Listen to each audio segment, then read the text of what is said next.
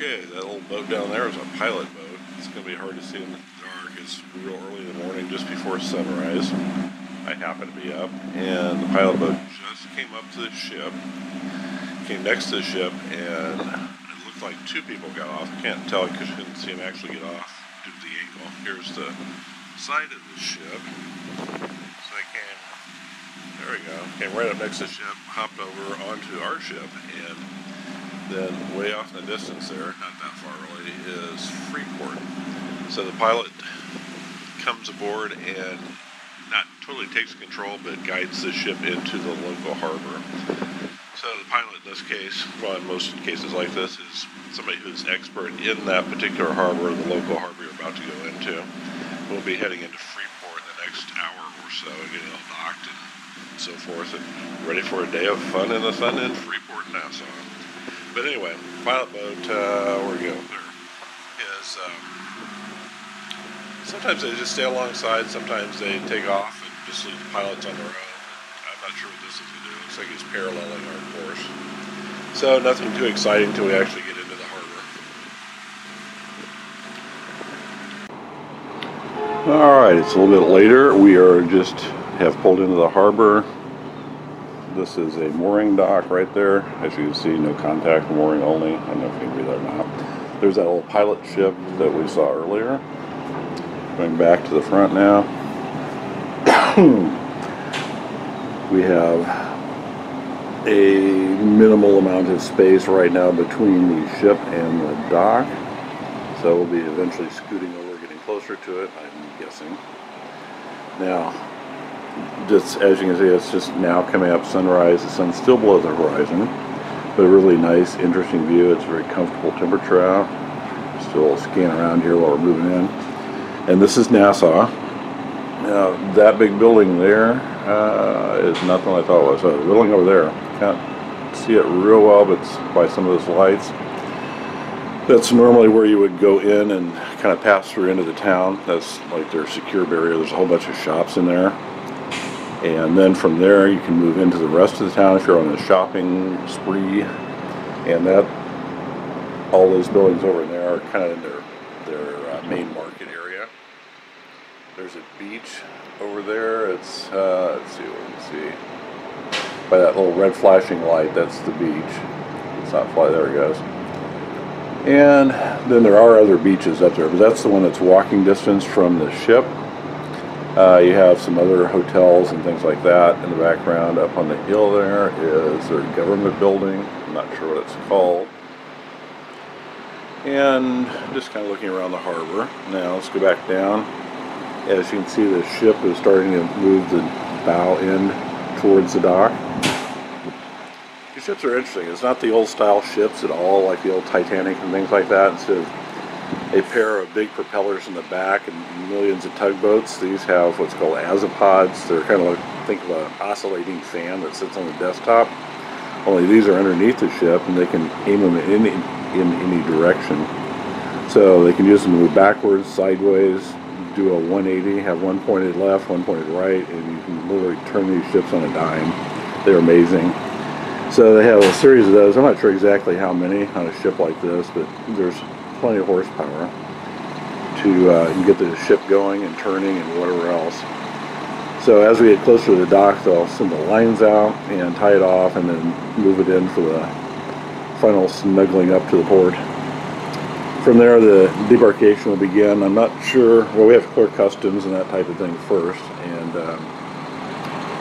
clear quarantine, so make sure we're not bringing infectious diseases into the wonderful little island here.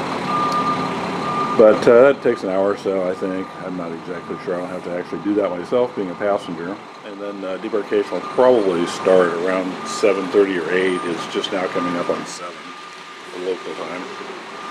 Or ship time. I guess it's not really local time.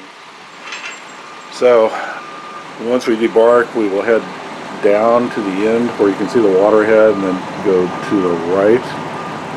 And that takes you into the island itself off the docks. And that's where, either at the very end of the pier or on the other side by that tower, is where you meet your excursion vehicles, be they boat or land vehicles. So, kind of a little pre-dawn tour of the city from my balcony, and you can't see it from here, but on the other side of the ship, the port side, is the Sandals Atlantis, which I'll probably get some shots of that before I go from on top of the deck, but I can't see it on the starboard side. But anyway, that's your intro to Nassau. Alright, one other note. Right down there, they are pulling the lines from the ship onto the pier to secure it. And we will continue pulling forward a little bit, and that will make those lines tight to tighten them up to pull us into the harbor. So you can see they're coming from the ship onto the dock. And of course, guys down there are dock workers. Well, not in the same sense as the old longshoremen, but here to help out. And you can see also maybe the little emblems on the dock shows the different ships that come into port here. Probably by noon there'll be at least 2 or 3 more ships docked in here, and similar ships to this one, cruise ships. This is quite the busy harbor in tourist season. All right, until daylight.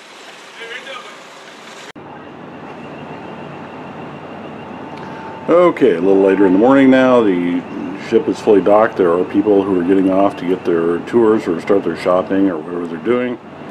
And look around the city a bit more. Let's see if I can zoom in a bit. Alright. Again, the harbor is still empty of other ships, cruise ships anyway. And different buildings, very colorful buildings. I really do like the architecture here. And okay, classic landmark there. Let's see if I can get really in tight. Señor Frogs. You'll see these throughout the Bahamas. It's a chain of bars, and they are very festive and fun and loud as the day goes on. Okay, right next to that is well, actually kind of behind it, next to the big hotel. The name escapes me at the moment. It's something like a Hilton. I don't remember for sure. And that is their private beach right there. Now, up a little bit from that is our public beaches. So those are also within easy walking distance. If you're able enough to swim, you should be able enough to walk there. And no problem. I did just one day when I was here last time, just wandering around, and it was a simple walk, no big deal. So just to, and then if you look further on down the island, it goes way down there. A little jittery here because I'm hanging off the rail.